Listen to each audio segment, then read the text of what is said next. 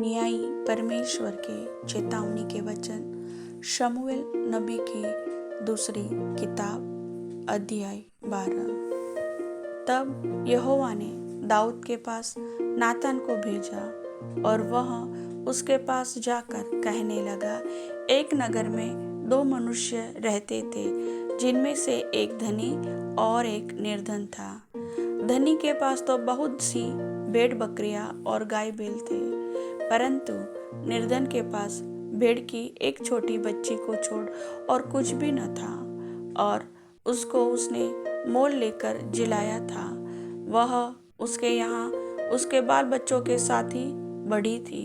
वह उसके टुकड़े में से खाती और उसके कटोरे में से पीती और उसकी गोद में सोती थी, और वह उसकी बेटी के समान थी।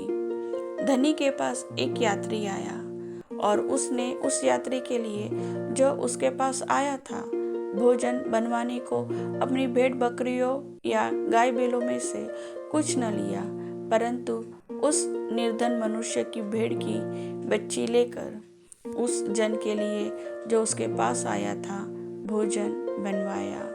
तब दाऊद का कोप उस मनुष्य पर बहुत भड़का और उसने नातान से कहा, यहोवा के जीवन की शपथ, जिस मनुष्य ने ऐसा काम किया वह प्राण दंड के योग्य है, और उसको वह भेड़ की बच्ची का 4 गुना भर देना होगा, क्योंकि उसने ऐसा काम किया और कुछ दया नहीं की।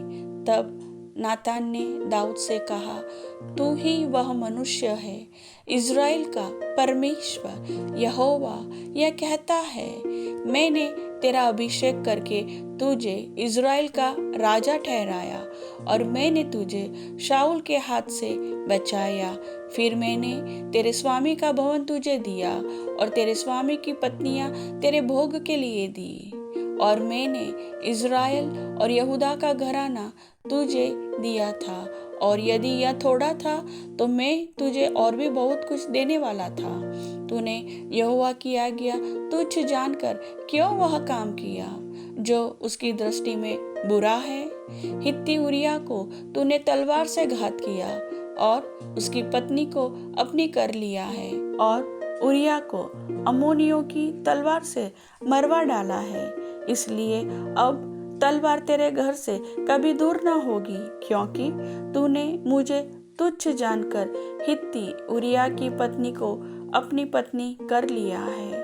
यहोवा यह कहता है, सुन, मैं तेरे घर में से विपत्ति उठाकर तुझ पर डालूंगा, और तेरी पत्नियों को तेरे सामने लेकर दूसरे को दूंगा, और वह दिन दोपहरी में तेरी पत्नियों से कुकर्म करेगा। तूने तो वह काम छिपा कर किया, पर मैं यह काम सब इज़राइलियों के सामने दिन दोपहरी में कराऊंगा। तब दाऊद ने नातान से कहा, मैंने यहोवा के विरुद्ध पाप किया है। नातान ने दाऊद से कहा, यहोवा ने तेरे पाप को दूर किया है, तू न मरेगा। तो भी तूने जो इस काम के द्वारा यहोवा के शत्रुओं को तिरस्कार करने का बड़ा अवसर दिया है, इस कारण तेरा जो बेटा उत्पन्न हुआ है वह अवश्य ही मरेगा। तब नातान अपने घर चला गया। जो बच्चा उरिया की पत्नी से दाऊद के द्वारा उत्पन्न हुआ था, वह यहोवा का मारा बहुत रोगी हो गया। अतः दाऊद उस लड़के के लिए परमेश्वर से विनती करने लगा और उपवास किया, और भीतर जाकर रात भर भूमि पर पड़ा रहा। तब उसके घराने के पुरनिये उठकर उसे भूमि पर से उठाने के लिए उसके पास गए, परंतु उसने न चाहा और उनके संग रोटी न खाई। 7वें दिन बच्चा मर गया, और दाऊद के कर्मचारी उसको बच्चे के मरने का समाचार देने से डरे। उन्होंने कहा था, जब तक बच्चा जीवित रहा तब तक उसने हमारे समझाने पर मन न लगाया। यदि हम उसको बच्चे के मर जाने का हाल सुनाए तो वह बहुत ही अधिक दुखी होगा। अपने कर्मचारियों को आपस में फुसफुसाते देखकर दाऊद ने जान लिया कि बच्चा मर गया, तो दाऊद ने अपने कर्मचारियों से पूछा, क्या बच्चा मर गया? उन्होंने कहा, हाँ, मर गया है। तब दाऊद भूमि पर से उठा और नहाकर तेल लगाया और वस्त्र बदला। तब यहोवा के भवन में जाकर दंडवत की। फिर अपने भवन में आया और उसकी आज्ञा पर रोटी उसको परोसी गई और उसने भोजन किया। तब उसके कर्मचारियों ने उससे पूछा, तूने यह क्या काम किया है? जब तक बच्चा जीवित रहा तब तक तू उपवास करता हुआ रोता रहा, परंतु जैसे ही बच्चा मर गया वैसे ही तू उठकर भोजन करने लगा। उसने उत्तर दिया, जब तक बच्चा जीवित रहा तब तक तो मैं यह सोचकर उपवास करता और रोता रहा कि क्या जाने यहोवा मुझ पर ऐसा अनुग्रह करे कि बच्चा जीवित रहे, परंतु अब वह मर गया। फिर मैं उपवास क्यों करूं? क्या मैं उसे लौटा ला सकता हूं? मैं तो उसके पास जाऊंगा, परंतु वह मेरे पास लौटकर नहीं आएगा। तब दाऊद ने अपनी पत्नी बत्शेबा को शांति दी और वह उसके पास गया और उसके एक पुत्र उत्पन्न हुआ और उसने उसका नाम सुलेमान रखा और वह यहोवा का प्रिय हुआ। और उसने नातान भविष्यवक्ता के द्वारा संदेश भेज दिया और उसने यहोवा के कारण उसका नाम यदीद्या रखा। इस बीच योआब ने अम्मोनियों के रब्बा नगर से लड़कर राजनगर को ले लिया।